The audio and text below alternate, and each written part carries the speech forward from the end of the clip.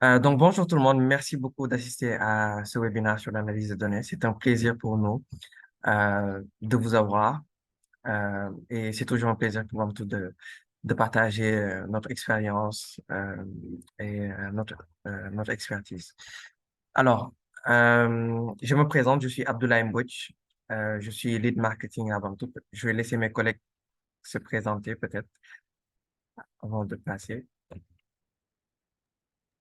Bonjour à tous, merci de votre participation au webinaire. Moi, c'est Amanatou Diop, je suis responsable de l'équipe d'analyse de données à Bambou. Bonjour à tous et bienvenue au webinaire. Moi, c'est Aïssa Toufal, responsable commercial de Bamtou Consulting. Parfait. Donc, donc, on est l'équipe qui vont vous faire la présentation. Donc, Amanatou qui va faire la présentation sur l'analyse de données. Aïssatou qui va présenter Bamtou de manière générique. Et je vais aider dans la modération.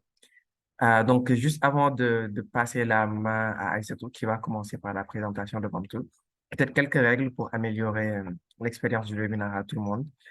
Euh, Vous avez normalement une section avec Q et R dans votre menu. Dans cette section, vous pouvez poser des questions là-bas et nous allons y répondre. Vous avez aussi un menu de discussion à côté qui vous permet, oui, d'envoyer des messages euh, directement, de donner votre avis. De temps en temps, durant le webinaire, on va lancer un petit questionnaire, une, deux questions, trois questions maximum après chaque partie, juste pour, voilà, avoir un peu plus d'interactivité et avoir aussi vos avis en temps réel. Si on suit, voilà, toutes ces recommandations, je pense qu'on passera tous un excellent webinaire. Si tout est OK, je vais passer la main à Aïssatou qui va commencer par la présentation de Bamtou de manière générique. Et ensuite, on passera à la main à Manatou qui va traiter du sujet du webinaire qui est comment aligner les outils d'analyse de données sur vos objectifs business. Donc, Aïssatou, c'est bon? Oui, c'est bon. Merci, Abdoulaye. Je me présente à nouveau. Je suis Aïssa Toufal, responsable commercial de Bamtou Consulting. Donc, Bamtou Consulting, qui est une des filiales du groupe Bamtou Technologies. Donc, Bamtou est créé depuis 2008. Initialement, Bamtou System. Depuis 2008, Bamtou a bien évolué et constitue aujourd'hui un groupe avec 5 filiales. Donc, Bamtou System, où nous gérons tous les projets relatifs à la mise en place d'applications web ou mobiles, ou tout ce qui est digitalisation, la mise en place d'ERP. Nous avons également Bamtou Data Mission, notre filiale dédiée à la donnée, où nous accompagnons les entreprises à valoriser leurs données, donc tout ce qui est exploitation de données, à travers des technologies sur la data, l'IA, le cloud DevOps. Nouréaï, notre filiale dédiée accès à la religion. Nous avons eu à développer des applications islamiques, donc tout ce qui est lecture du Coran, identification des versets, etc. Donc, Bamtou Technologies, Nigeria, notre filiale basée au Nigeria, donc créée il y a un peu plus de 2 ans. Et enfin, le dernier né du groupe, Bamtou Consulting, donc où nous accompagnons les entreprises en tout ce qui est gouvernance ici, audit, sécurité, cybersécurité et la formation. Alors, le catalogue de services concernant Bamtou Consulting tourne autour des services de conseil. Donc là, il s'agit essentiellement d'un accompagnement que nous faisons pour les entreprises à travers l'AMOA, donc l'assistance à maîtrise d'ouvrage, tout ce qui est formalisation de besoins, rédaction des termes de référence, etc. Mais également tout ce qui tourne autour de la gouvernance ici, donc à travers la définition et la mise en place de stratégies, la mise en place de méthodologies agiles, etc. Donc, la cybersécurité, comme autre offre de services, donc la gestion de crise, tout ce qui est test d'intrusion, tout ce qui est audit cybersécurité. À côté, nous avons également l'audit, donc l'audit informatique, qui consiste à auditer la gestion du patrimoine de données et des technologies, l'usage et les fonctions de l'entreprise. Et à la fin de chaque audit, nous émettons un rapport et faisons des recommandations sur les best practices. L'offre de services concernant la formation, donc là, il s'agit de formations intensives de courte durée, donc environ une semaine. Donc, notre catalogue de services, Abdoulaye, si tu peux passer au slide suivant, s'il te plaît. Donc, notre catalogue de services est assez large et tourne autour de ces quelques sessions que nous proposons, entre autres. Donc, la Data et AI for Manager, donc, qui concerne les chefs de projet, les DSI, les architectes SI. En tout cas, toute personne intéressée par les enjeux du Big Data ou de la donnée d'une manière générale. Donc, la formation sur Odoo, donc, il s'agit d'une formation à la fois technique et fonctionnelle ou technique et fonctionnelle. Donc, la formation sur la BI, donc pour tout utilisateur désirant de connaître les concepts et techniques pour utiliser essentiellement Power BI et Tableau desktop et afin de concevoir des tableaux de bord, on va dire dynamiques. Donc, on reviendra sur cette partie plus tard. La formation sur la data science, donc, qui permettra de vous initier au domaine de machine learning, donc en passant par l'analyse de données, donc tout ce qui est compréhension des concepts fondamentaux en modélisation, le développement et le déploiement de modèles. Donc, slide suivant, Abdoulaye. Et enfin, la formation autour de l'ingénierie logicielle, donc avec quelques technologies que vous voyez, JavaScript avancé, Hadoop Spark, Elasticsearch, Tools, Angular, entre autres. Donc, concernant nos références, donc, Bamto a eu à travailler avec pas mal de noms. Essentiellement sur la partie consulting, nous avons eu à travailler avec des investisseurs sur la partie tech due diligence. Nous pouvons citer parmi ces investisseurs Partech, IFC, Orange Ventures, Mobility 54, et avons accompagné des entreprises telles que la BCAO, donc dans la mise en place d'outils sur la BI également en termes de formation, Batimat, le groupe Sonatel Orange, Free et d'autres entreprises de la sous-région, Oncar, Tugende, entre autres. Donc, merci Abdoulaye. Donc, c'était une brève présentation de Bamtou, du groupe Bamtou, mais axée plus sur la partie consulting. Merci. Super, merci beaucoup Aïssatou. S'il n'y a pas de questions de la part des membres du public, on peut passer directement au vif du sujet. Peut-être Amanatou, je te laisse la main pour partager en attendant de voir Parfait. s'il n'y a pas de questions. D'accord, ça marche. Je projette mon écran. Vous me dites si vous parvenez à le voir. Est-ce que c'est bon là actuellement? Oui, c'est bon. Au revoir. Parfait. Et est-ce que vous m'entendez bien? Le son il est normal? Oui, c'est bon, c'est bon. Ok. Alors, il y a une question peut-être de Cherdien qui demande comment ça se passe les formations. Peut-être Aïssatou, je te laisse répondre. Alors, les formations, comme je l'ai dit tout à l'heure, c'est des formations de courte durée, de maximum une semaine. Donc, concernant pas mal de technologies sur lesquelles nous pourrons vous accompagner. Donc, si c'est un besoin spécifique, vous pouvez nous envoyer un mail, donc en recensant les besoins éventuels, et nous vous ferons une proposition. D'ailleurs, à la fin du webinaire, Abdoulaye, on va partager le catalogue de formation actuel. Et il y aura d'autres formations spécifiques, tout dépendra de votre besoin. Je ne sais pas si ça répond à votre question, mais on pourra y revenir donc après la présentation de Amanatou. Super. Merci beaucoup. Merci, c'est tout. C'est bon, Abdoulaye, on y va? Oui, c'est parfait, tu peux y aller. D'accord. Rebonjour à tous. Donc, merci de votre participation à ce webinaire axé sur les outils analytics alignés avec les objectifs business des différentes entreprises. Alors, je me présente à nouveau, hein. Je m'appelle Amanatou Diop, je suis ingénieur BI et responsable de l'équipe Analytics à Bamboo. J'ai 3 ans d'expérience en tout ce qui est business intelligence et visualisation de données. Et je suis passionnée des technologies de l'intelligence artificielle et du big data.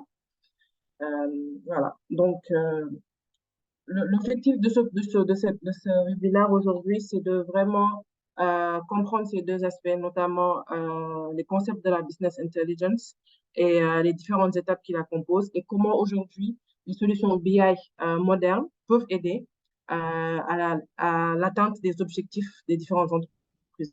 Tout le monde sait qu'actuellement, c'est vraiment à l'ère des technologies de la donnée. Donc, il est important de comprendre est-ce que cette solution pourra me convenir pour atteindre mes objectifs business et quelles sont ces différentes étapes qu'il faudra mettre en place aujourd'hui qui permettra de tirer profit de ces outils, de ces technologies. Alors, pour la présentation, donc, nous aurons un sommaire axé principalement sur 4 points. Où on fera une première définition de la BI, donc voir un peu qu'est-ce que la BI, quelles sont les différentes étapes qui la composent. En deuxième phase, nous aurons l'impact de la BI sur notre business. Donc, voilà, parler technologie, c'est bien, mais quel peut être l'apport de cette technologie avec moi, le business que je roule? En troisième position, nous ferons une présentation et un choix sur les différents outils de visualisation de données qui existent actuellement sur le marché.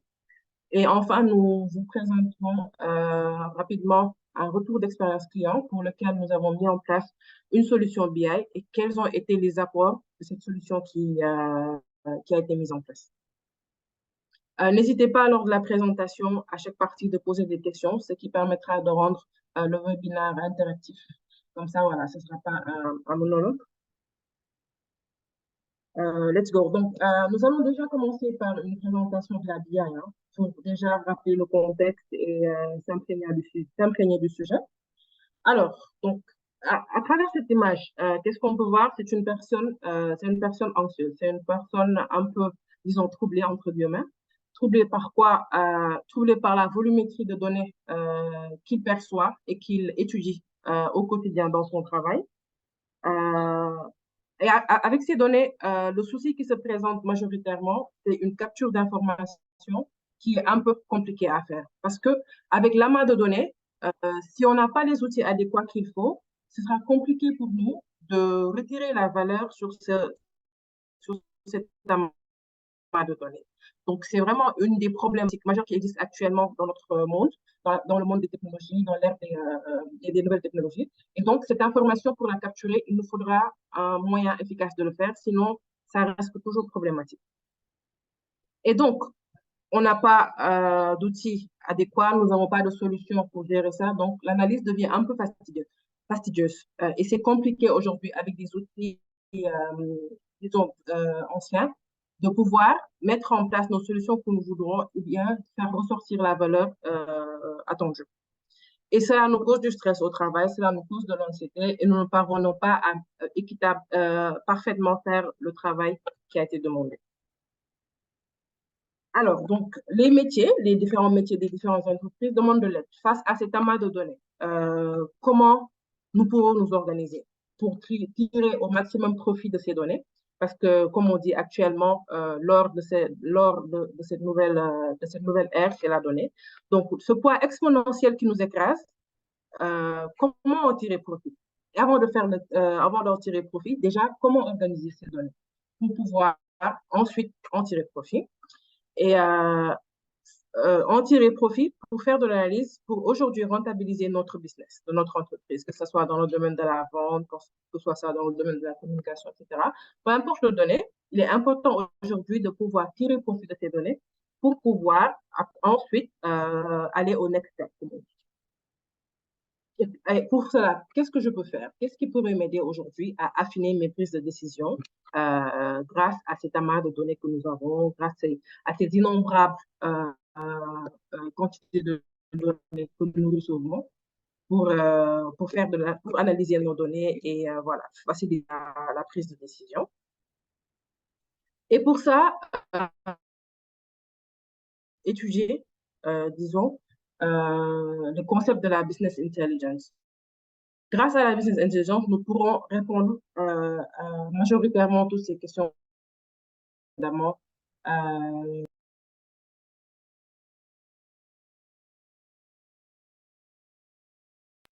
Allô? Ah oui, c'est bon, c'est bon. Allô, vous m'entendez? Oui, je t'entends de mon côté.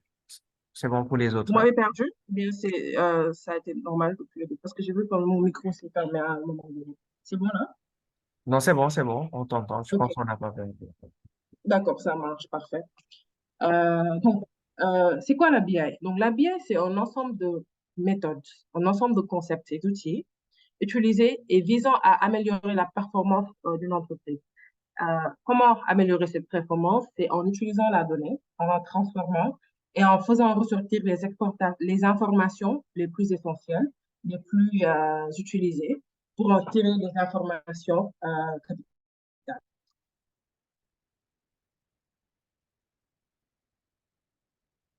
Alors, donc, ce que la BI permet de faire aujourd'hui, c'est de vraiment suivre les indicateurs de performance, ce qu'on appelle des indicateurs clés d'une entreprise en phase avec ses objectifs et qui permettra aujourd'hui, grâce à ces indicateurs mis en place, de pouvoir identifier les différentes tendances des entreprises, que ce soit le domaine choisi.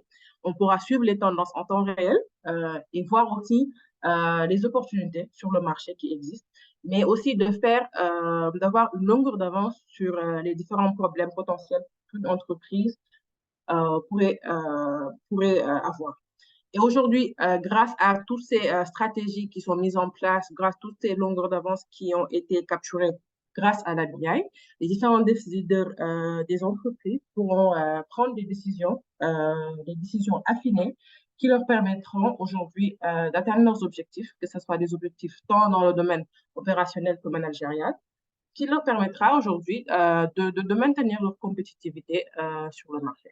Donc, ces outils, voilà, bien choisis comme on en phase avec l'entreprise pourra être bénéfique pour lui, voilà, de suivre tout ce qui se fait dans l'entreprise, surtout dans le domaine opérationnel qui constitue pour la majeure partie des entreprises leur corps de métier, de suivre ces indicateurs en temps réel, de savoir ce qui s'est passé et aussi, voilà, d'anticiper sur certains coûts.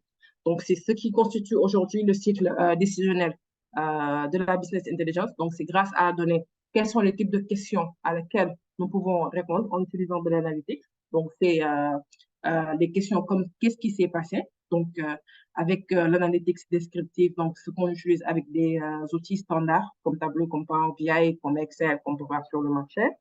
Euh, une question comme qu'est-ce qui s'est passé? Donc, grâce aux différentes données collectées, on peut savoir qu'est-ce qui s'est passé dans le passé ou bien à l'heure actuelle où on parle, qu'est-ce qui est en train de se produire sur le marché, par exemple, quelles sont les tendances, quelles sont les ventes, si c'est par exemple ce qui concerne le trading, etc., de suivre en temps réel l'évolution des bourses, etc. Donc ça, c'est des questions auxquelles on répond concernant des données dans le passé ou bien qui sont actuellement en train de se produire.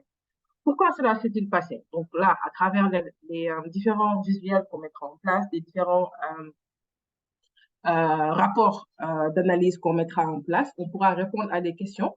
Voilà, qu'il s'agira vraiment de faire de l'interprétation de la donnée avec l'analytics prescriptive, pouvoir répondre au pourquoi. Et ensuite, une autre étape de l'analytics aussi, toujours, donc, qui est de faire une anticipation euh, sur, euh, sur les opérations. Donc, c'est la question du futur. Que va-t-il se passer? Et ça, grâce à l'analytics prédictive, avec l'utilisation des outils d'intelligence artificielle et de machine learning, de pouvoir anticiper sur ces coûts, voilà, répondre à des questions futures et faire des recommandations en ce sens ou bien prendre des décisions. Et tout ça, voilà, va mener à la question que dois-je faire? Donc, ce que dois-je faire, c'est juste les différentes prises de décision affinées grâce aux différents outils analytiques qui existent aujourd'hui et qui est en train d'accroître au jour le jour. Donc, si vous suivez, par exemple, les tendances actuellement, comme ChatGPT, comme les outils que développe Microsoft, on voit qu'en fait, c'est un domaine qui évolue vraiment très rapidement et toujours évoluer pour répondre à des besoins précis des différents business qui existent et pouvoir aujourd'hui aider à atteindre les différents objectifs que les autres compagnies se fixent. Alors, jusqu'ici, est-ce que vous avez des questions pour éviter d'utiliser la parole? C'est un débat ouvert, donc on va partager des connaissances. Si vous avez des questions, on va essayer d'y répondre. Il y a déjà un petit sondage qui est lancé. Vous pouvez y répondre parallèlement aussi si vous avez des questions. On est ouvert pour répondre.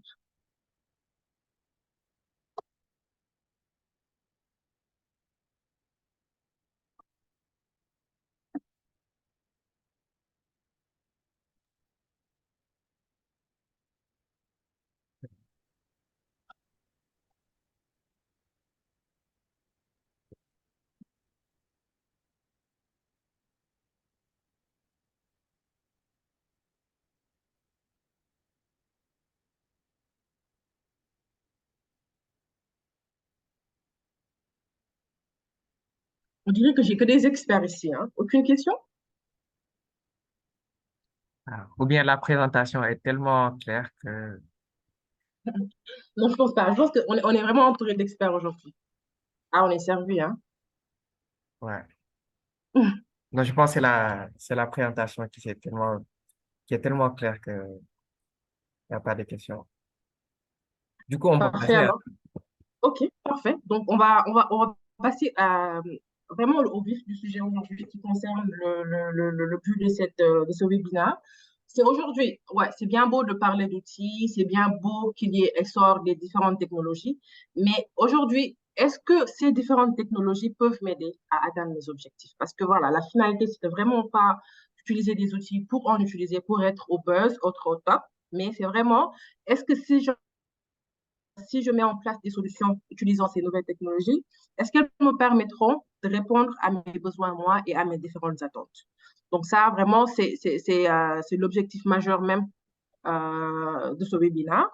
Donc, voir aujourd'hui, si on utilise les différentes solutions BI qui existent sur le marché, que ce soit des outils voilà, traditionnels ou bien des outils en vogue, est-ce que si je les aligne avec mes objectifs business, j'aurai une atteinte de ces différents objectifs qui se sont fixés?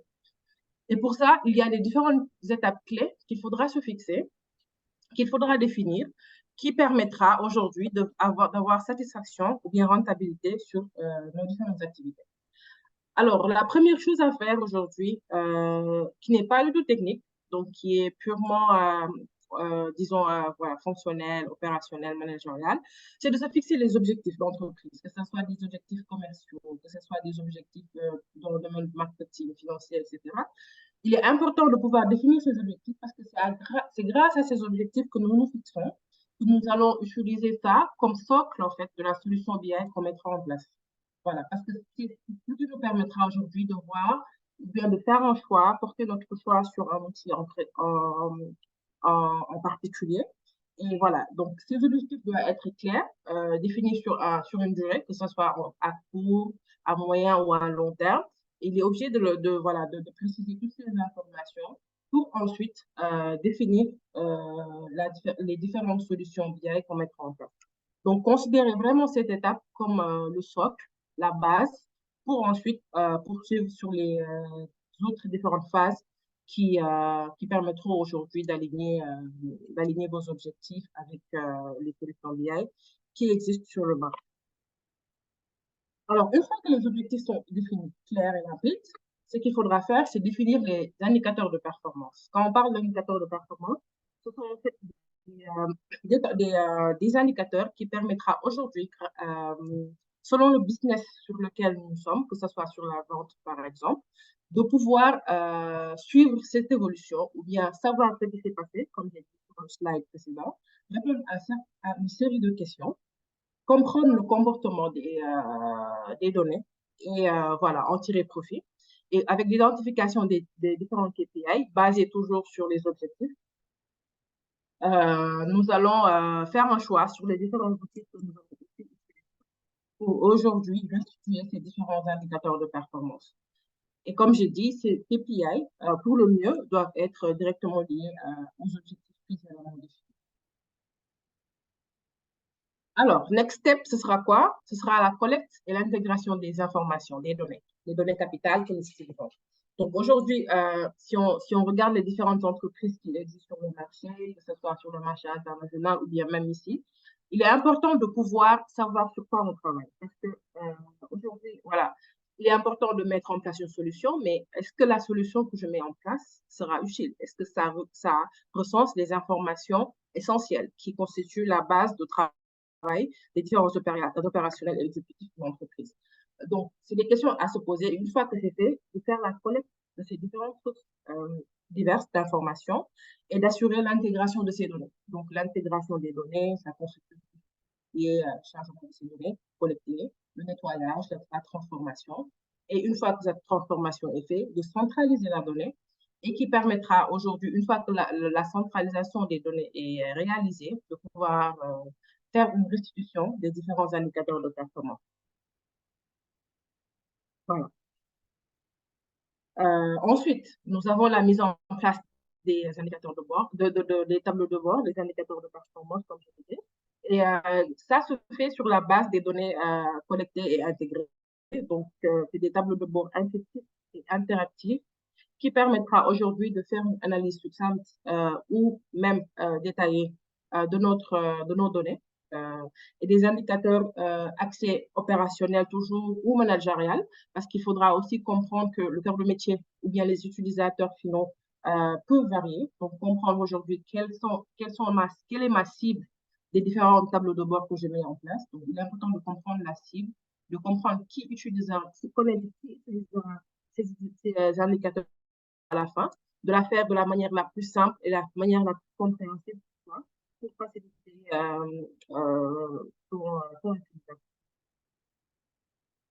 Alors, donc, une fois que ces différents rapports sont mis en place, des tendances identifiées et la restitution faite, il faudra toujours suivre les progrès. Donc, une entreprise définit ses objectifs à un moment donné, à une période donnée, que ce soit au début d'année, au début de trimestre, etc. Donc, une fois que tout ce travail a été fait, en se basant toujours sur le terme, que ce soit petit, court, moyen ou long terme, il faudra aujourd'hui être en mesure de progresser, de faire progresser non seulement ces objectifs pour améliorer aujourd'hui nos stratégies de travail ou bien améliorer nos benchmarking, mais aussi améliorer la solution qui a été mise en place. Parce que voilà, on est dans un monde qui bouge. Le monde de la data, c'est un monde qui bouge à une vitesse fulgurante. Et il faudra toujours être en mesure d'adapter les solutions qui existent à nos besoins, mais aussi à la maintenance de ces outils. Parce que voilà, c'est des outils qui évoluent, donc la maintenance aussi est assurée pour certains outils. Mais par exemple, si on passe sur une solution dont la maintenance ou bien la communauté derrière n'est pas une communauté qui évolue souvent, donc maintenir ce genre d'outils peut être très complexe des fois. Et c'est important aujourd'hui de pouvoir suivre les progrès qui se font dans ces domaines, que ce soit sur la partie technique, mais aussi des progrès sur notre cœur de métier et voilà, les notifier pour pouvoir changer de stratégie ou bien faire une adaptation de différentes stratégies. Et enfin, ce qui compose la dernière étape clé de ce processus, c'est la formation des équipes, la réévaluation des projets. Comme je dis, aujourd'hui, ce qui est prôné dans le monde de la BI, c'est ce qu'on appelle la BI en self-service. Donc, la BI en self-service, c'est quoi? C'est que si, par exemple, aujourd'hui, vous contactez une entreprise de consultance comme Bamto pour vous mettre en place une solution BI, nous, notre politique, c'est vraiment une fois que cette solution est mise en place, que derrière, une fois s'il y a une évolution de projet qui se fait ou la maintenance de ce qui a été développé est nécessaire que ça se fasse, que les métiers ou bien les collaborateurs de l'entreprise puissent eux-mêmes être en mesure de mettre en place ou bien d'assurer aujourd'hui la relève sur cette solution. Et donc, c'est ce qu'on appelle la BI en self-service, ce qui permet aujourd'hui qu'on n'attende plus, disons, les ingénieurs IT pour assurer vraiment la maintenance ou bien la mise en place de ces outils, de ces rapports analytiques. Et donc, grâce à la formation que nous fournissons, à créer la mise en place de cette solution BI ou bien même sans mise en place de solution BI, c'est de permettre aujourd'hui aux équipes de pouvoir manipuler aisément les outils déjà, d'assurer la revue de ces différents outils et le process, l'évolution du process BI, mais eux-mêmes, voilà, qu'ils puissent être en mesure de mettre en place ces différents outils, ces différentes solutions. Pardon. Est-ce que vous avez des questions avant qu'on passe à l'autre partie sur ces étapes? N'hésitez pas à appuyer, je regarde.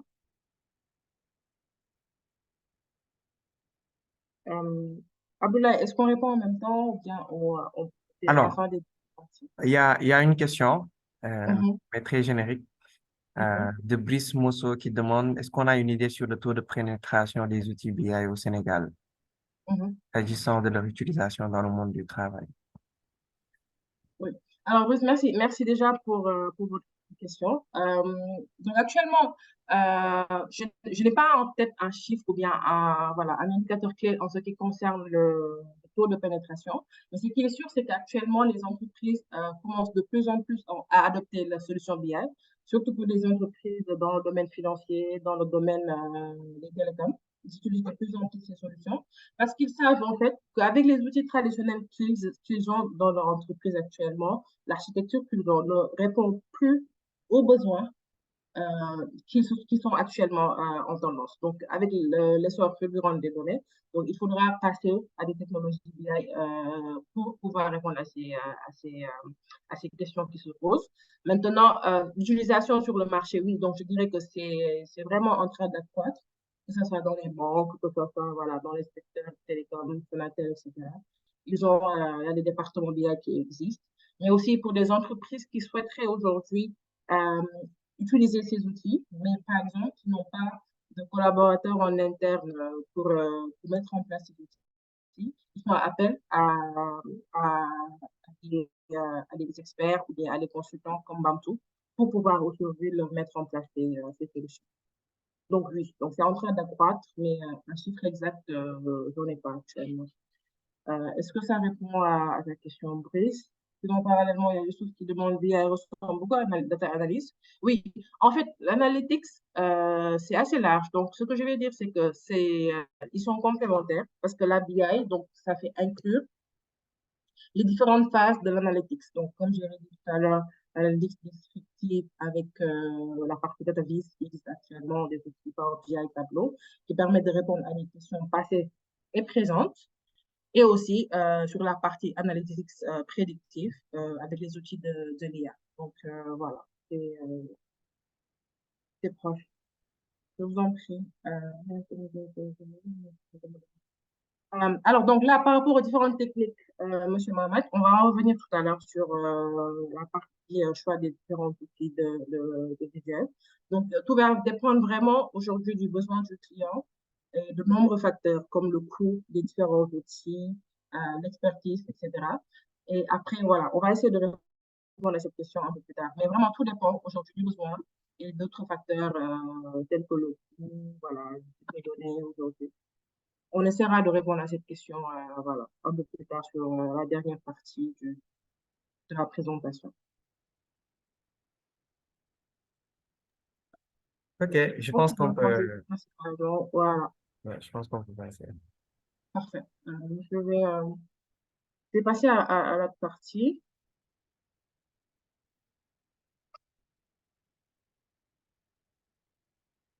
Voilà. Donc là, on a vu les différentes étapes clés pour aligner la BI et nos objectifs business. Alors, quels sont les bénéfices qu'on peut tirer aujourd'hui en faisant ce travail, en faisant cette procédure d'alignement de la BI et des objectifs? Donc, en premier lieu, il y aura un gain en termes de productivité et en termes d'efficacité aujourd'hui pour les différents cœurs de métier constituant notre entreprise. Comme les Anglais le disent, hein, donc work faster, not harder. Donc, ça veut dire qu'aujourd'hui, grâce à ces solutions BI qui sont mises en place, il n'est plus, disons, nécessaire de travailler plus dur. Donc, il faut travailler intelligemment et plus vite pour gagner en performance, gagner gagner du temps et aussi gagner en efficacité.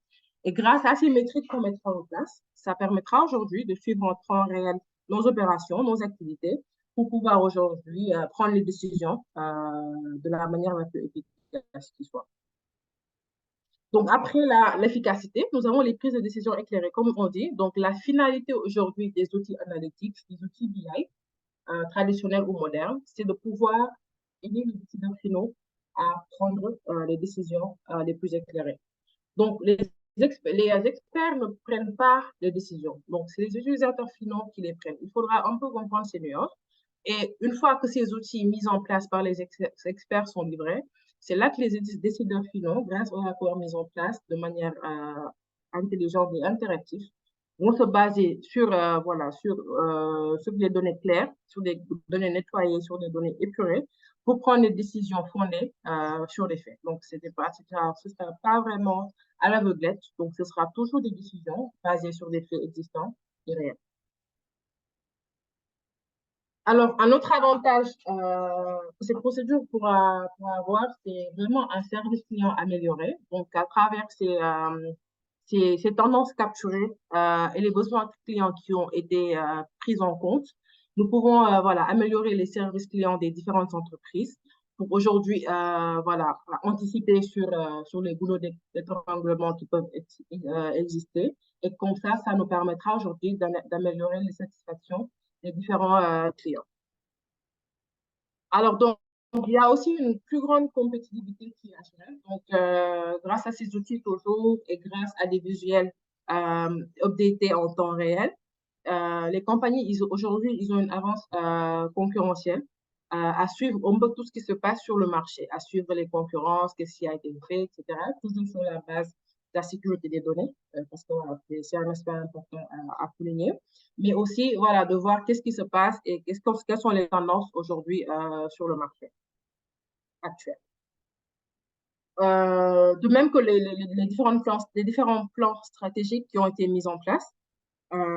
Donc, à travers ces outils, on peut personnaliser nos stratégies en fonction des réalités opérationnelles qui existent aujourd'hui, mais de pouvoir aujourd'hui savoir qu'est-ce qui se passe peut-être chez les concurrents, si par exemple je suis dans le domaine de la vente, etc., de suivre les tendances clients, etc., mais aussi par rapport, nous, à notre propre chiffre aujourd'hui. Si nous souhaitons suivre notre évolution par rapport à une période antérieure choisie, de pouvoir traquer aujourd'hui nos évolutions et d'ajuster les planifications, les stratégies qui nous permettra aujourd'hui de faire de meilleurs chiffres ou bien d'avoir un meilleur rendement sur nos opérations. Alors, l'avant-dernier avantage parmi cette liste non exhaustive, bien sûr, qui existe, donc c'est la visualisation des informations pertinentes. Donc, comme j'ai dit, prendre des décisions, c'est un domaine très crucial, c'est une partie très cruciale de la BI. Disons même, c'est la finalité de la mise en place de ces outils BI. Donc, il est important aujourd'hui de mettre en place ces visuels sur la base d'informations réelles. D'informations réelles, oui, et d'informations pertinentes en particulier. Parce que, voilà, il y a toujours des données qui existent, des données réelles, et si avec ces données, je ne parviens pas à tirer de la valeur et de pouvoir prendre des décisions concluantes, ça ne m'intéresse pas aujourd'hui, parce que ça ne me permet pas aujourd'hui d'affiner mes stratégies opérationnelles, par exemple, bien mes stratégies managériales. Donc, il faudra toujours garder en tête que même si on a une quantité innombrable de données qui existent, toujours en tirer de la valeur et ressortir l'information pertinente. Donc, ça, c'est le travail vraiment de l'expert analytics qui pourra, à travers des visuels adéquats, de pouvoir présenter les indicateurs, les KPI clés, les KPI clés basés sur les données pertinentes, les données réelles d'abord, pertinentes ensuite, et voilà, de suivre en temps quasi réel ou bien en temps comment dire, différé. Ça dépendra vraiment du besoin du client avec lequel on va traiter. De suivre ces informations et de pouvoir toujours prendre les décisions les plus affinées qui soient. Alors, en fait, nous avons le benchmark à établir, donc qui est aussi un avantage très, très, très, très crucial. Donc, en indexant les différentes performances par rapport au pair, comme j'avais dit tout à l'heure, et ensuite c'est passé, on aura un repère, pardon, on aura un repère. Ça nous servira de base aujourd'hui pour pouvoir attaquer, disons, d'autres décisions pour améliorer toujours notre rentabilité et maintenir la compétitivité sur le marché en permanence en faisant des réajustements, en faisant de la réévaluation toujours et voilà, maintenir le cap. Donc, je pense que je peux ouvrir la boîte à questions. Est-ce qu'il y en a de nouvelles? N'hésitez pas à poser vos questions sur le chat. Comme ça, on y répond au fur et à mesure. Alors, je laisse quelques minutes pour répondre au sondage avant de passer à l'étape.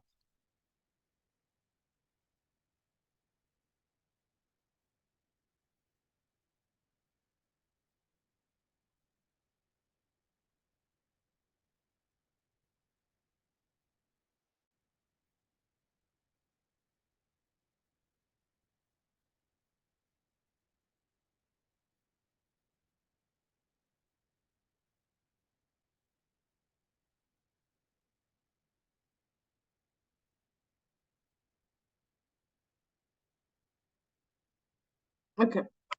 Vous pouvez aussi parallèlement répondre au sondage qui a été lancé par mon collègue Abdoulaye pour un peu voilà, nous permettre de voir l'intérêt qui a été porté au webinaire, de voir aujourd'hui est-ce que ce qui a été étalé lors des présentations a été bien capturé, l'information a été bien comprise. Et voilà, ça nous permettra aujourd'hui pour les webinaires futurs de pouvoir nous adapter toujours en conséquence. Alors, nous allons passer à l'avant-dernière partie de cette présentation qui relate un peu les différents outils de visualisation qui existent actuellement sur le marché et qui font tendance.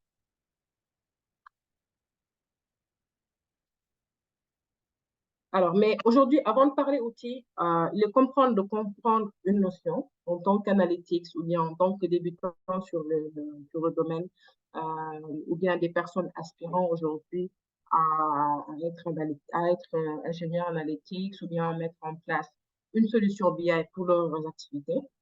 Il est important de prioriser la logique d'analyse toujours parce que il existe d'innombrables outils actuellement sur le marché qui sont là. Donc, à des détails près, vraiment des détails près, beaucoup d'outils aujourd'hui qui sont ici en haut du podium cheval. Mais la première chose à faire, c'est vraiment de comprendre ma logique d'analyse. Donc, cette logique toujours axée en phase avec des objectifs de l'entreprise. Est-ce que cette logique a priorisé est en phase avec le business que je vais avoir, avec le projet que je vais mettre en place? Et une fois que ce processus est bien compris, une fois que les différentes étapes nécessaires à la mise en place de cette solution sont bien comprises, donc là, après, le choix de l'outil devient un peu plus facile. Parce que durant ce processus, beaucoup de questions seront éclairées.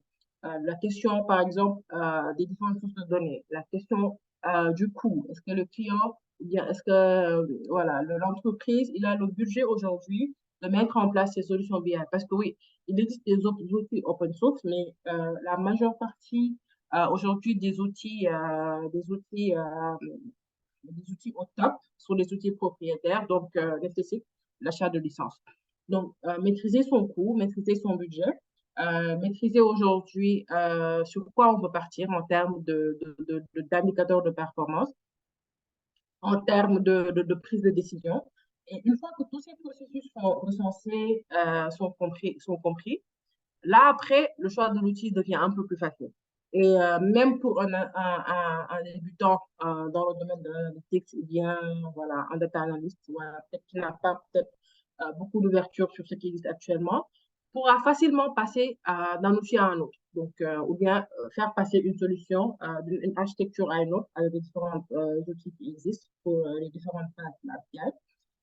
La maîtrise de ces outils devient un peu plus facile parce que le cœur, l'ossature en fait, des différentes technologies, des différents outils reste la même. Après, voilà, c'est en fonction d'un outil ou un autre, certaines fonctionnalités qui changent. Mais aujourd'hui, voilà, en tant qu'analyste, par rapport à mes quelques années d'expérience que j'ai eu à acquérir, donc c'est un conseil que je donne, ou bien voilà, un retour d'expérience, tout simplement, que voilà, maîtriser aujourd'hui la logique de valise, comprendre ce qu'on veut, la solution à mettre en place, il faudra toujours la prioriser et après, le choix de l'outil devient un peu plus simple. Et du coup, comme j'ai dit, pour les personnes voilà, aspirant à mettre en place une solution BI, ou bien même, parce que là, voilà, je pense que sur le webinaire, on a pas mal d'étudiants analytiques, voilà, aspirants analytics. Donc, une fois que c'est bien, cette logique est maîtrisée, donc là, ce sont vraiment les attentes à avoir post-formation. Donc, comme ma collègue Aïssatou l'a dit, aujourd'hui à Bantou, nous avons un catalogue de formation sur la partie BI. Et voici un peu les attentes post-formation que nos différents clients auront en termes d'expertise analytics à avoir. Donc, à droite, nous avons vraiment les soft skills, donc les compétences, disons, fonctionnelles à avoir dans le domaine de la communication, dans le domaine de la créativité, dans le domaine du storytelling. Donc, storytelling, c'est vraiment raconter une histoire à travers les données. Donc, de la relater de la manière la plus simple et la plus fidèle qui soit, en restituant ces informations avec des indicateurs de performance clés, simples à comprendre et intuitifs, et qui permettent toujours de répondre à un besoin. Donc, tirer profit de cette histoire racontée. Et comme je dis tout à l'heure, nous sommes dans le monde de la BI en self-service, donc l'objectif, c'est toujours, une fois que la réalisation est faite, que les métiers puissent eux-mêmes mettre en place des tableaux de bord à leur guise, ne pas toujours attendre les informaticiens pour le faire. Et pour cela, parfois, une fois que cette formation est faite aujourd'hui, rien ne vous empêche, avec des ressources qui existent sur Internet, sur les différents réseaux sociaux, les différents experts qui en parlent toujours, voilà, qui offrent des webinaires ou bien des questions métiers, de pouvoir faire de l'auto-formation, parce que comme j'ai dit, tous les outils se valent à des détails près. Donc, une fois plus ossature est maîtrisée, donc passer à un autre outil devient plus facile. Mais aussi d'avoir un pensée critique qui permettra aujourd'hui, voilà, d'assurer aujourd'hui une interprétation sur les données de la manière la plus objective qui soit. Donc, ça, c'est ce qui concerne les soft skills à avoir voilà, pour se programmer disons, analytics ou bien voilà, être en mesure de mettre en place les solutions analytics. Et ce qu'il faut savoir, c'est que l'analytics, c'est vraiment pas réservé aux informaticiens. Parce qu'on a vraiment cette tendance aujourd'hui à croire que voilà, pour être analyste, il faut à la base voilà, être IT, hard, faire du codage. Il y en a, certes, il y en a, mais aujourd'hui, on se rend compte que beaucoup plus de personnes tendent vers l'analyse de données. Pourtant, ils n'ont pas forcément un background ingénieur IT. Donc, on le voit par exemple aujourd'hui, bon, c'est pas trop présent actuellement en Afrique, mais en Amérique, par exemple, on voit, par exemple, des comptables faire de l'analytique avec des outils, voilà, des financiers, etc. Parce qu'en fait, c'est des outils mis en place de manière si intuitive, si simple à utiliser, qu'après, voilà, la logique, elle est vraiment pas... c'est cette logique métier, en fait, qu'il faut maintenir. Mais tout ce qui est technique et calcul, une majeure partie est prise en compte derrière, déjà gérée par ces outils.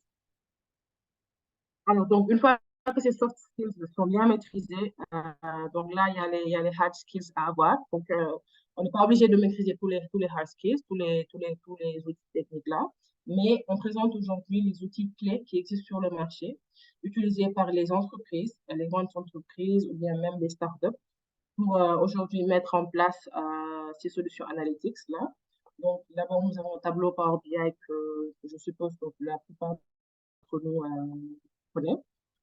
Donc, ils font des outils de visualisation, de restitution de données, voilà, qui permettra aujourd'hui de mettre en place, qui permettent aujourd'hui de mettre en place des rapports, des tableaux de bord interactifs dont les données voilà, sont actualisées soit de manière instantanée, en temps réel, ou bien de manière différée, avec des actualisations programmées. Il y a aussi SQL, donc SQL qui est le langage de requêtage de différentes bases de données utilisées ou bien même des warehouses. Donc, c'est un langage de requête qui est utilisé. Donc, vraiment, l'essentiel des fonctions est assez simple de maîtrise, qui permettra aujourd'hui d'interroger des données et d'avoir un résultat euh, instantané. Il y a Python aussi, qui est un langage de programmation, voilà, mais Python avec des librairies data qui permettront aujourd'hui de répondre à pas mal de questions sur les données. Et c'est beaucoup utilisé en IA, donc avec des librairies sur la partie machine learning qui permettront aujourd'hui, voilà, de pouvoir faire de l'analytics descriptive aujourd'hui et aussi de l'analyse prédictive, pardon. Il y a la statistique toujours, donc les maths toujours derrière tous ces outils, donc essentiels. Mais par contre, pour la plupart des fonctions statistiques, c'est déjà intégré sur ces logiciels ou librairies. Donc, on fera juste appel à ces méthodes et avoir le résultat escompté. Il n'y a pas vraiment de calcul très, très poussé à faire là-dessus. Sinon, on a notre fameux vieux Excel, donc là, qui a un besoin depuis hier, avant-hier, parce que voilà, maintenant, il y a le langage Python qui peut être intégré à Excel. Voilà, faire directement du Python sur Excel, mais aussi sur la partie nettoyage de données aujourd'hui, parce qu'il y a la partie Power Query de Power BI qui est intégrée sur Excel. Aujourd'hui, directement à travers le Excel desktop, de pouvoir faire du nettoyage de données et de la transformation. Alors, si on fait un focus sur les deux outils DataVis en vogue aujourd'hui, notamment Tableau et Power BI, c'est vraiment des outils de visualisation et de restitution de données qui permettent aujourd'hui de mettre en place des dashboards en se basant sur des différentes sources de données, que ce soit une source ou bien plusieurs, c'est diverses sources de données qui existent aujourd'hui pour mettre en place ces tableaux de bord. Et voilà, on peut croiser nos données sur ces outils et créer les rapports adéquats et les rapports voulus. Et aussi, on peut faire de la collaboration sur les rapports créés. Donc, une fois que sur mon tableau desktop ou bien sur mon Power BI desktop installé sur mon ordinateur, sur mon bureau, je crée des rapports. Je peux le partager avec les différents collaborateurs et ils pourront aujourd'hui faire de la modification ou bien apporter des commentaires sur des rapports que je peux faire, et ceci en temps réel, en fonction des niveaux de sécurité qui leur seront alloués. Ils pourront aujourd'hui faire pas mal d'activités sur les rapports qu'ils ont créés. Et ça, c'est un avantage que ces outils nous offrent pour assurer aujourd'hui la collaboration, pour éviter voilà, les transferts de fichiers, etc., les erreurs humaines qui peuvent exister. Donc, à travers ces données et le niveau de sécurité outils, de pouvoir assurer cette collaboration. Donc, tous ces deux outils offrent des versions gratuites et payantes de leur package. Donc, il existe différents types de packages. Si par exemple je prends Power BI, le Power BI Desktop, il est gratuit. Parallèlement, le tableau desktop n'est pas gratuit. Donc, tu as une période d'essai de 14 jours. Mais Tableau aussi propose des outils gratuits comme Tableau public, par exemple, ou Tableau Reader, où voilà, on peut les utiliser avec certaines limitations, certes, pour mettre en place des tableaux de bord. Donc, tout dépendra aujourd'hui du besoin du client et l'aspect coût aujourd'hui qui revient, puisqu'il faudra toujours savoir que c'est des outils propriétaires. Donc, il y aura une partie de payant en fonction des besoins aujourd'hui en termes de dashboarding. Enfin, donc, tous ces deux outils offrent des options d'intégration parce qu'aujourd'hui, avec que ce soit du Tableau ou du Power BI, nous pouvons l'intégrer à une application tierce, que ce soit une app mobile, app web, etc. Voilà, il y a le code qui est fourni pour aujourd'hui intégrer directement les rapports mis en place sur les applications tierces qui existent. Donc, voilà, ça permet d'embarquer ces rapports sur les différentes plateformes. Et en dernier lieu, alors il y a un important support communautaire, donc la communauté Tableau, que ce soit Tableau ou Power BI, ils ont une importante communauté qui permettra aujourd'hui pour des débutants ou bien même des experts, s'ils ont des questions sur l'outil, ou bien s'ils ont des questions en ce qui concerne les fonctionnalités des différentes applications, de pouvoir bénéficier du support de la communauté, voilà, qui permettent d'apporter des réponses rapidement. Et voilà, même publier des rapports qui ont été déjà faits, que ce soit dans le domaine finance, dans le domaine de la vente, etc. Donc, il y a une forte communauté qui permettra aujourd'hui d'assister des personnes dans le besoin, voilà, de comprendre pas mal de fonctionnalités liées au site Tableau et Power BI. Alors, donc, si on essaie d'avoir quelques éléments comparatifs des deux différents outils actuellement, donc là, c'est une liste non exhaustive. Donc, pour aujourd'hui, voir quels sont les détails près qui différencient les deux outils. Donc, comme j'ai dit tout à l'heure, les deux outils se valent. Donc, tout dépendra aujourd'hui de quelques aspects, comme j'ai écrit ici, à prendre en compte. Une fois que c'est pris en compte, ça peut aujourd'hui faciliter le choix qu'on va apporter sur l'un ou l'autre. Donc, parmi ces fonctionnalités, nous avons l'étape de préparation de données. Donc, je pense qu'il y avait un participant qui avait posé une de ces questions relatives au nettoyage des données. Alors, sur Power BI et Tableau, tous les deux offrent une fonctionnalité de nettoyage de données. Donc, sur Power BI, l'outil s'appelle Power Query. Donc, voilà, nous avons un large éventail de fonctionnalités qui permettra aujourd'hui de transformer nos données. Parallèlement, on a Tableau Prep. C'est vrai que ça, voilà, il y a pas mal de fonctionnalités offertes par Tableau Prep pour assurer le nettoyage. Mais voilà, c'est un peu en retrait par rapport à Power Query qui est un peu plus avancé sur le volet transformation. En termes de volumétrie de données, aujourd'hui, Tableau vraiment donne l'option en termes de données Big Data, parce que voilà, ça permet plus de traiter ou bien d'importer ou bien de manipuler des données Big Data, des données en quantité très large par rapport à son concurrent Power BI qui progresse. Mais voilà, donc c'est un peu plus entre des données modérées à importantes. Alors que voilà, aujourd'hui, si on est sur un environnement Big Data, on peut facilement se connecter et récupérer les données en temps moindre. Alors, en termes de coût, Power BI se révèle un peu moins cher que Tableau. C'est une solution un peu plus abordable pour les entreprises parce que le coût de licence de Power BI est moins cher que celui de Tableau, donc, qui est un peu plus jugé expansif en termes de licensing et en termes aussi de déploiement des données. Donc là, sur le coût, il y a Power BI en bas. Donc, en ce qui concerne aussi le paramétrage de visuel, une fois qu'on a mis en place des visuels, donc tout ce qui est paramétrage de forme, etc. Aujourd'hui, tous les deux sont possibles de le faire. Avec tous les deux outils, on peut faire ces paramétrages de visuel. Mais avec Tableau, en fait, c'est un peu plus simple. C'est un peu plus simple de paramétrer tout ce qui est couleur, etc. Il y a même plus de fonctions sur tes mises en forme sur Tableau. Et c'est plus intuitif. Donc, sur Power BI, voilà, c'est possible de le faire, c'est poussé, mais en fait, ça demande un peu plus voilà, de maîtrise de l'outil pour repérer ou faire les modifications ou faire les paramétrages nécessaires. Et enfin, nous avons les fonctionnalités calcul DAX. Donc, DAX, c'est le langage, c'est le langage d'analyse, le langage de manipulation des données. Donc, pour faire de l'analyse, faire des fonctions de calcul aujourd'hui pour les outils comme Power BI, comme Tableau.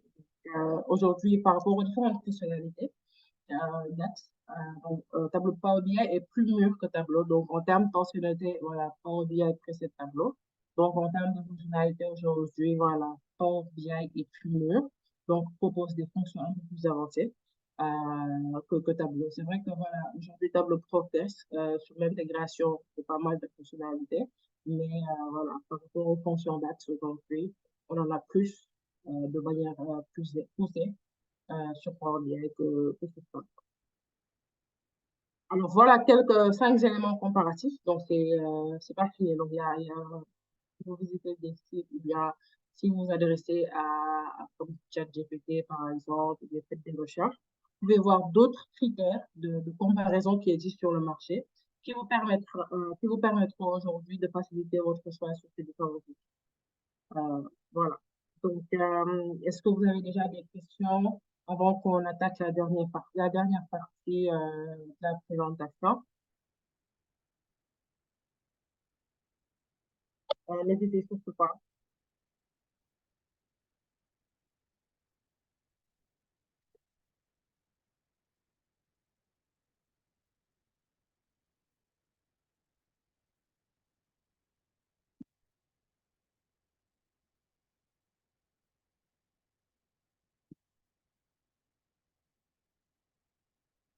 Alors, je pense qu'il n'y a pas de question, donc on peut directement passer à la dernière partie de notre présentation. Alors, donc, cette dernière partie, c'est aujourd'hui faire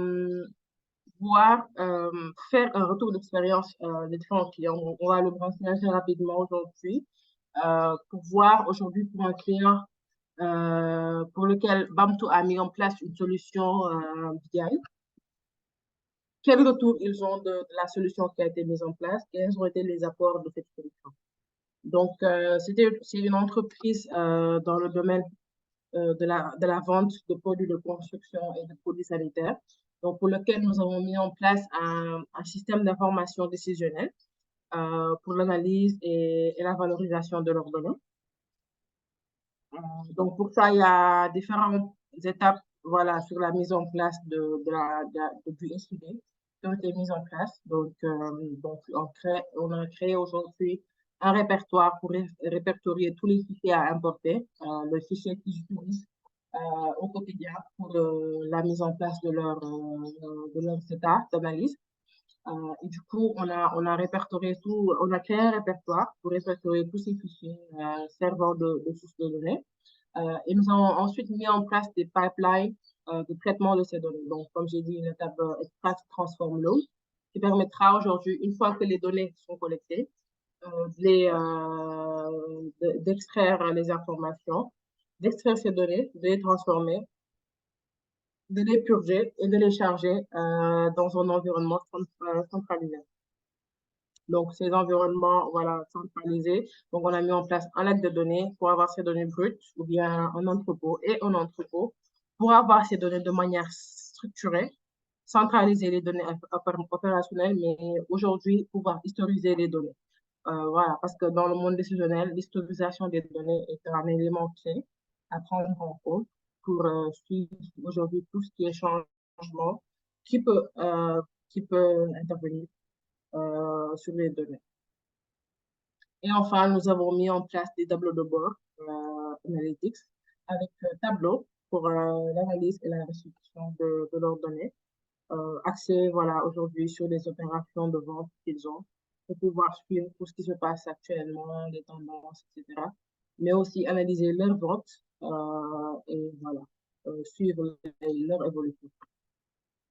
Alors, sur les différents apports qui a été noté une fois que ce projet a été mis en place et livré. Donc, en premier lieu, nous avions le gain de temps qui a été noté sur le chargement et la transformation des données, qui jadis nous prenait un peu plus de temps que prévu et c'était plus manuel. Donc, avec la mise en place de ces pipelines automatisés, il y a un gain de temps qui a été noté, mais aussi la détection d'anomalies sur les fichiers. Donc, tout le monde sait que voilà, manipuler des fichiers texte, c'est pas évident. Et parfois, des erreurs humaines peuvent survenir. Maintenant, avec la mise en place de ces solutions automatisées, il y a une détection d'anomalies qui est faite sur ces fichiers, mais aussi pouvoir capturer tout ce qui est erreur et alerter sur ce sujet. Il y a le sujet aussi de l'historisation des données qui est faite, donc avec la mise en place du décisionnel, comme j'ai dit. Il est important de pouvoir avoir une traçabilité de ces données-là, de tout ce qui change. Donc, sur les bases de données transactionnelles, voilà, OLTP traditionnelles, ce changement ne peut pas être capturé. Maintenant, avec la mise en place de ces solutions, nous sommes parvenus voilà, tracer tous les changements, le comportement de ces données et pouvoir aujourd'hui, si on souhaiterait remonter à une période bien définie, savoir ce qui s'est passé à cette période et pouvoir la restituer de la manière la plus fidèle qui soit. Donc, les tableaux de bord mis en place ont été intuitifs, faciles d'utilisation pour eux, parce que voilà, il est important aujourd'hui d'avoir tout le temps en tête que nous ne sommes pas les utilisateurs finaux des rapports ou bien des solutions que nous mettons en place. Donc, les clients qui ne sont forcément pas des informaticiens. Donc, il est important de pouvoir toujours leur faciliter la prise en main des outils pour leur mettre à leur disposition. Et pour ça, il faudra essayer de rendre facile d'utilisation, limpide, concis, intuitif, tout ce qu'on essaie de mettre en place en termes de dashboarding. De même que les différents calculs de mesures et d'indicateurs, donc qui préalablement le faisaient de manière manuelle, donc avec la mise en place des rapports. Tous ces calculs ont pu être intégrés sur l'outil de database.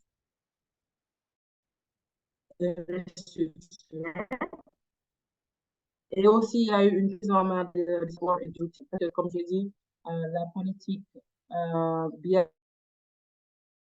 solution BI est mise en place. Une formation s'en fait pour permettre aujourd'hui au métier de pouvoir prendre la relève, prendre la main sur les outils et pouvoir, à leur guise, faire des ajustements sur les rapports ou bien même en créer de nouvelles. Des questions avant de présenter rapidement le tableau. Donc là, sur la présentation qui va suivre, nous avons choisi un outil de... Il y a une question, Amanatou. OK. Le point 4 du slide passé, du data lake, on partage les données vers un data warehouse. Oui, le point 4 du slide.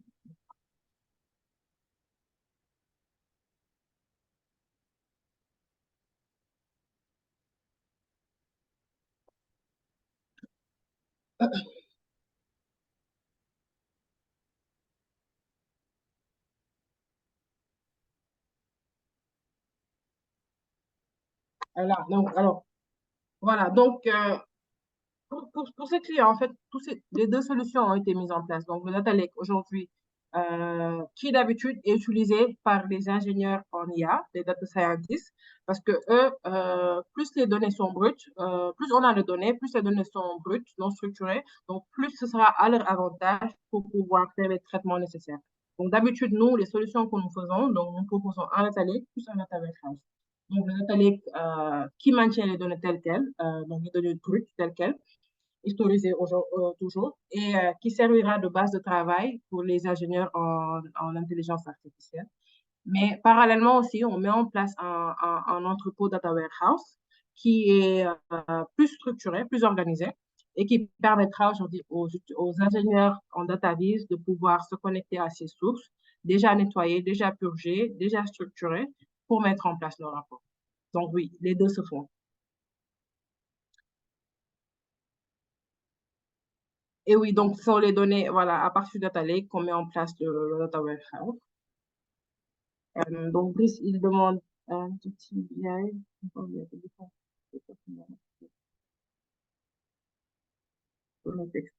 Alors, donc, pour Power BI et Tableau, donc, tous ces outils permettent de faire le traitement des données, mais aussi des deux formats de données, que ce soit des données qualitatives ou quantitatives.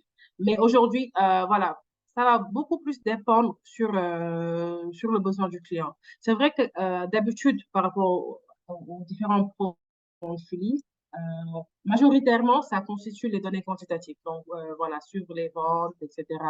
Donc, c'est plus sur ça que nos projets ont été actifs. Mais bien sûr, on peut faire de l'analyse qualitative, donc qui permet de reconnaître ces deux types de données d'ailleurs de manière assez intelligente et de pouvoir faire de l'analyse. Mais voilà, c'est un peu plus axé analytics quantitative.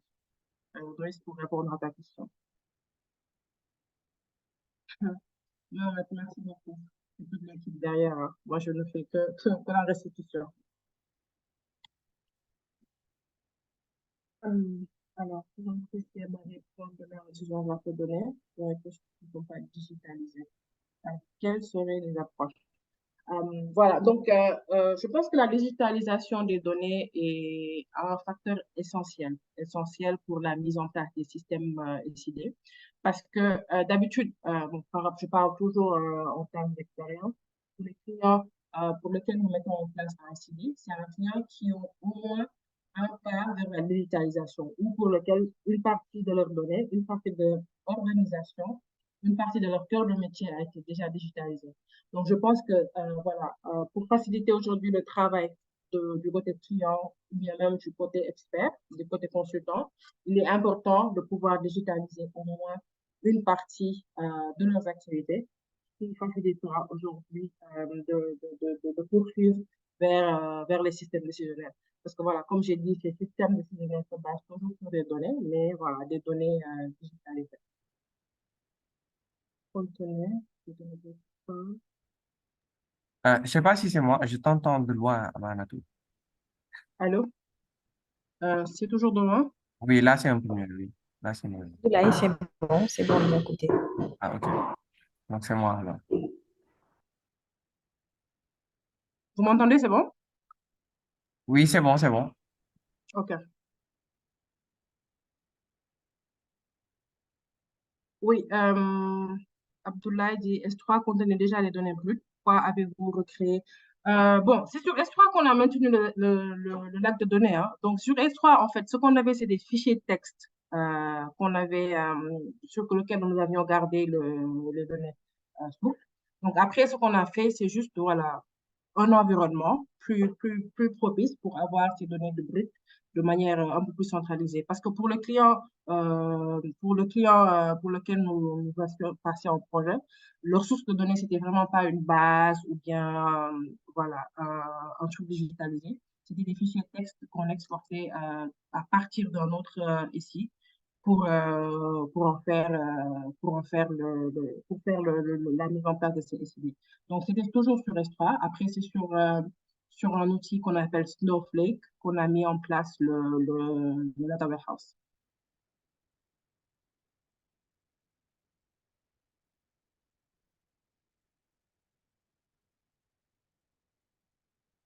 Autre question?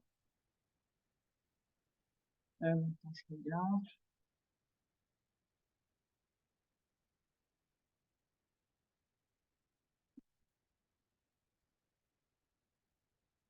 Est-ce que j'ai essayé d'apporter un élément de réponse à vos questions? Si c'est pas clair, on peut essayer.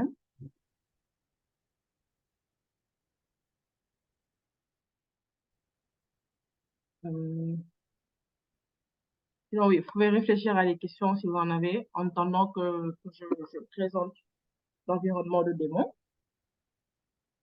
Alors,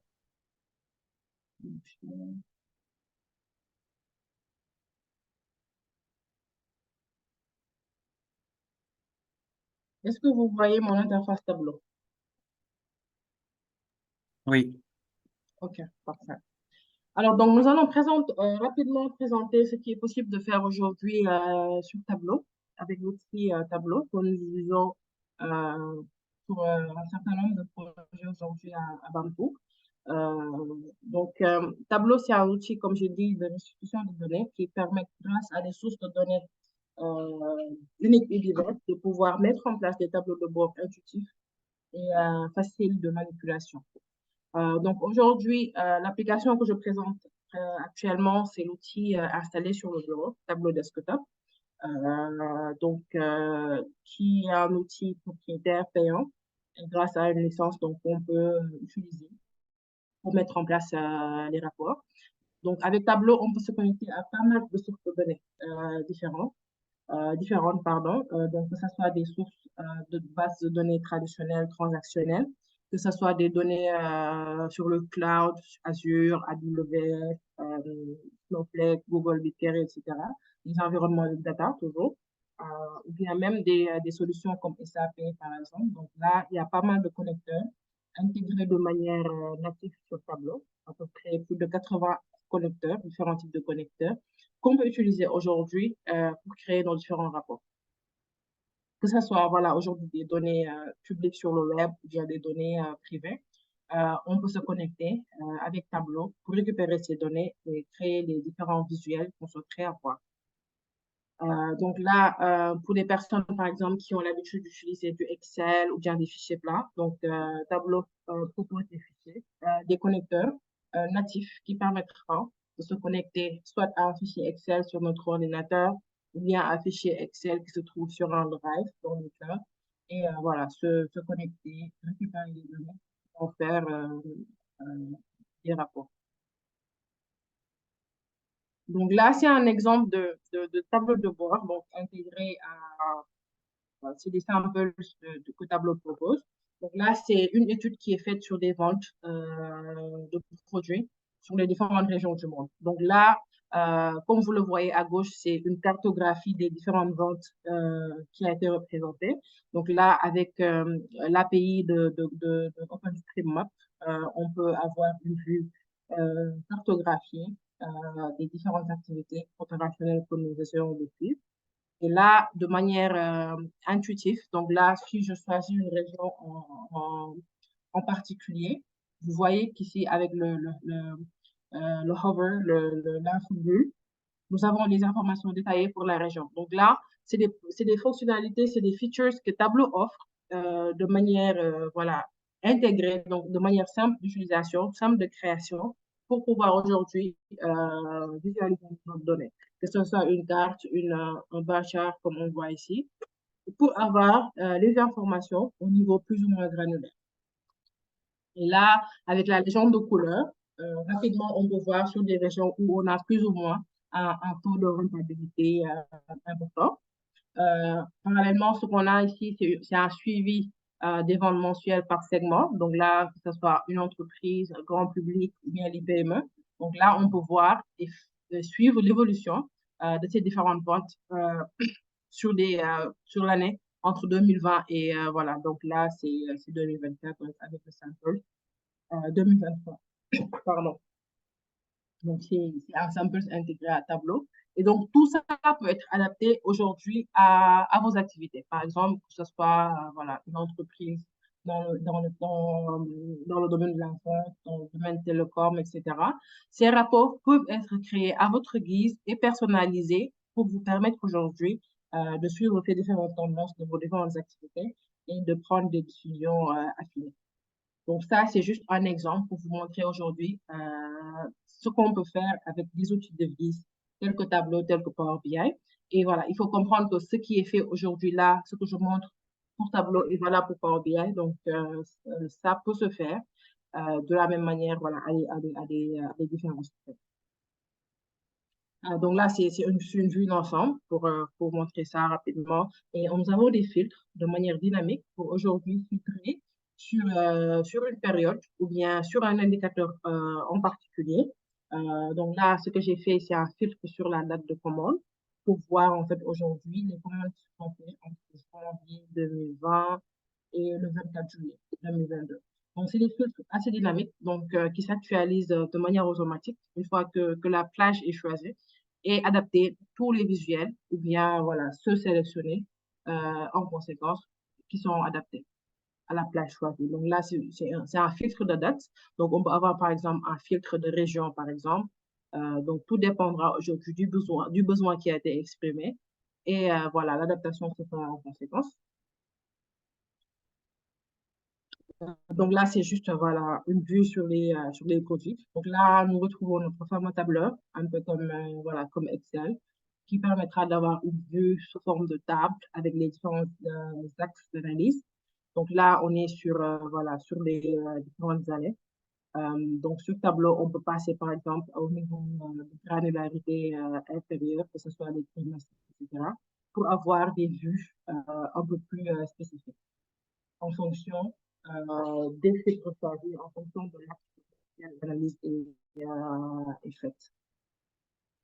Donc voilà un peu pas mal de types de visuels qu'on a sur Tableau et comment on peut aujourd'hui faire du storytelling grâce à notre source de données utilisée. Voilà, de mettre en place des dashboards, de restituer les données de la manière la plus simple d'utilisation toujours et la plus fidèle qui soit, qui permettra aujourd'hui à vue d'œil voilà, aux décideurs de pouvoir suivre tout ce qui se passe en fonction de nos différents domaines opérationnels. Donc là, c'est tableau desktop. Donc, une fois que ces rapports sont créés sur desktop, on peut le partager pour faciliter aujourd'hui la collaboration sur ces rapports. Donc, c'est des environnements sur le cloud, comme Tableau Online, par exemple, qui est aussi une version payante qu'on peut utiliser pour faciliter la collaboration. Et l'avantage de Tableau Cloud, c'est que Tableau Online, c'est que tout ce qui est partie infrastructure de serveur est directement géré par Tableau.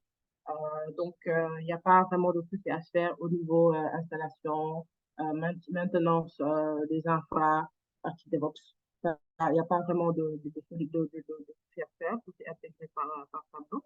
Maintenant, pour des personnes ou bien pour des entreprises qui ne souhaiteraient pas aujourd'hui avoir leurs données sur le cloud, il existe d'autres solutions comme, comme, comme Tableau Server qui sont installés sur les serveurs propriétaires des différents clients qui sont un peu réfractaires, disons, au cloud.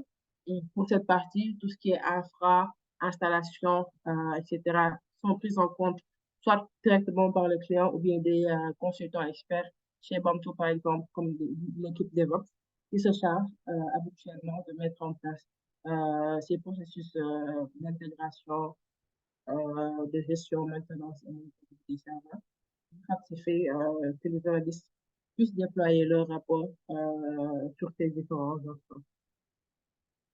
Alors, globalement, c'était la présentation à faire sur Tableau. Donc, comme je dis et que j'insiste, donc tout ce qui est fait aujourd'hui sur Tableau, globalement, peut être réalisé sur Power BI. Donc, pour des personnes qui souhaiteraient prendre un outil au détriment de l'autre, donc ces différents rapports peuvent être adaptés sur ces différents environnements. Voilà, globalement, la présentation. Est-ce que vous avez des questions? L'API pour la carte, c'est OpenStreetMap. C'est écrit ici, attends, je montre. Donc là, c'est OpenStreetMap, le mapbox utilisé qui est intégré à Tableau pour afficher la vue carte. Ok.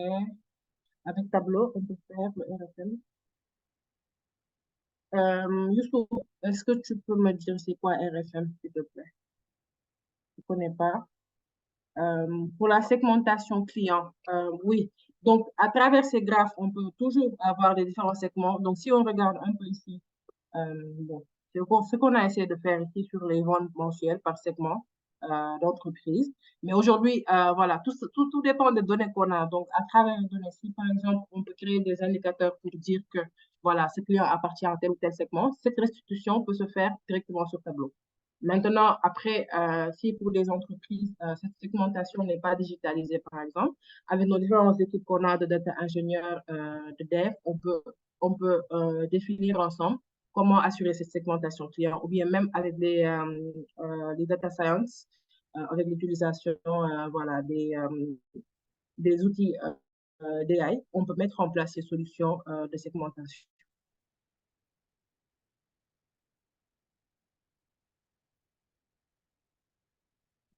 Je ne connais pas, honnêtement. Alors, peut-être, on a entendu la partie segmentation RFM avec les data scientists plutôt, sur la segmentation client ou euh, pour un client dans le cadre d'un si je ne me trompe pas, on avait effectivement mis en place un modèle qui étudiait les comportements d'achat et qui faisait les segmentations sur la base des critères de récence, c'est-à-dire la, la durée depuis le dernier achat, la fréquence à laquelle le client achète et le monétaire, donc c'est la somme, oui, c'est le chiffre d'affaires acheté. Donc ça, si je ne m'entends pas, c'est plus côté data scientist avec l'intelligence artificielle qu'on a l'habitude de le faire.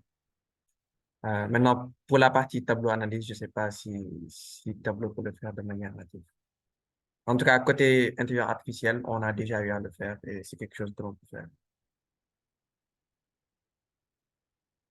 Amana, ton micro est fermé. Allô? Oui, c'est bon. Oui, juste pour compléter ce que tu dis, Abdullah, effectivement, c'est le cas. Donc, Monsieur Youssouf, pour répondre à votre question, sur cette partie segmentation, c'est plus géré par notre équipe ingénieur AI, les data scientists, qui se charge, voilà, de mettre en place des modèles de machine learning pour répondre à ces questions. Maintenant, pour un peu plus pousser sur la partie restitution, une fois que ces modèles ont été créés, avec l'intégration de Python sur Tableau, on peut prendre ces résultats et en faire de la restitution de données. Oui, monsieur Kikaba. Effectivement, donc une fois, nous partagerons cette présentation, voilà, au terme du webinaire, partagé par notre équipe marketing. OK, bon, je pense que c'est bon, hein. On a dépassé de 30 minutes l'heure prévue. D'accord. Euh, Alors, merci merci beaucoup. beaucoup Ouais, pour merci. votre temps. Pour conclure rapidement, hein. Donc, voilà. Donc, déjà, pour les slides, ce sera partagé après. Donc, on va voir avec l'équipe marketing comment on va présenter ces slides. Et voilà, j'espère que j'ai essayé voilà, de restituer de la manière la plus fidèle qui soit, qui fait différents termes. Ça permet d'avoir un peu mieux un aperçu sur ce qui est possible de faire avec des solutions BI. Merci, Abdoulaye, tu peux prendre la parole. Ouais, merci beaucoup, Ama, pour cette excellente présentation. C'était super. Merci aussi à Aïssatou pour la présentation. Donc, comme Ama l'a dit, on partagera tout et aussi l'enregistrement de la session. Donc, Aïssatou a déjà partagé aussi le catalogue de formation dans le chat, donc dans le menu discussion. Donc, si vous souhaitez, vous pouvez le télécharger à partir de là-bas. Peut-être, Aïssatou, je te laisse peut-être si tu vas annoncer la formation que l'on va faire. Oui. Donc, revenir déjà sur ce que tu viens de dire. Je viens de partager le catalogue de formation, donc vous pourrez le parcourir et nous sommes disponibles. N'hésitez pas à nous contacter si vous êtes intéressé par une de nos formations ou si vous avez une formation spécifique et que vous souhaitez un accompagnement dans ce sens-là.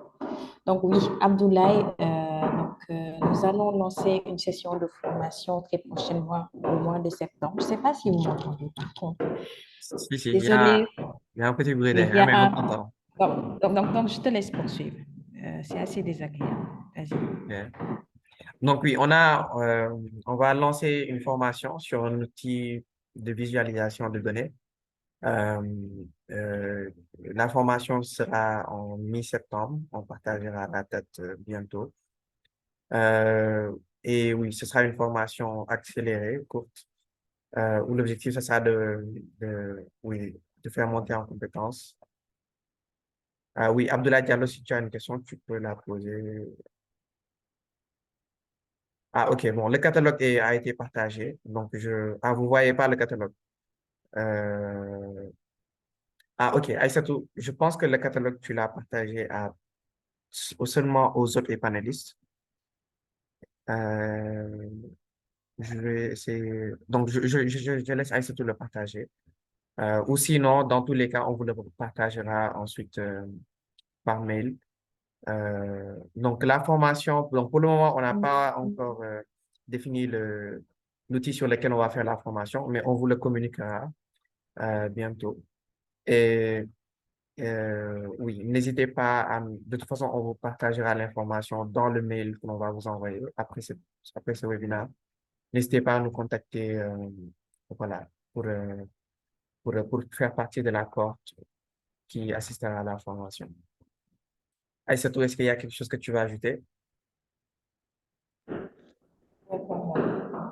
Merci encore une fois d'avoir assisté à ce Super. webinaire. Donc, merci à tous. Là, le catalogue a été partagé, donc je pense que tout le monde y a accès maintenant.